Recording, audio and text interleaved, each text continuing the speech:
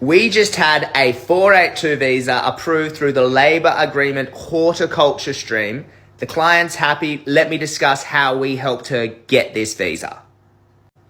So first and foremost, the reason why applicants apply through the Horticulture Labour Agreement stream is that there's access to all these occupations on there, which you can't usually do through, a standard 482 visa. You've got occupations like forklift driver, truck driver, facility supervisor, and a lot more.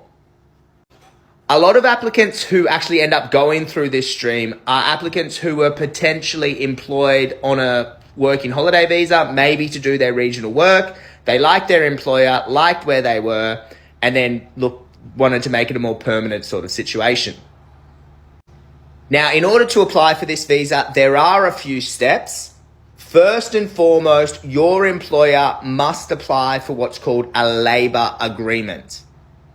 Now, in this labour agreement, your employer is essentially saying to immigration, hey, immigration, we want to sponsor a truck driver, forklift driver, etc. We can't find anyone to fill this role. We're in the horticulture industry. Can you allow us to sponsor this applicant? Immigration will then approve that. The applicant, generally speaking, will need to do what's called a skill assessment as well. So basically show they've got the skills or experience to fill the role. For our applicant who went through facility supervisor, we needed to show they've got a relevant diploma. So we showed a diploma of leadership and management. Once the labour agreement has been approved, the company would just nominate the applicant for a 482 visa, and then the applicant would apply for the visa like any standard employer-sponsored visa. And most importantly, like any standard employer-sponsored visa, there is a pathway to PR after 2 years of working in your regulated occupation through the 186 permanent employer nominated scheme.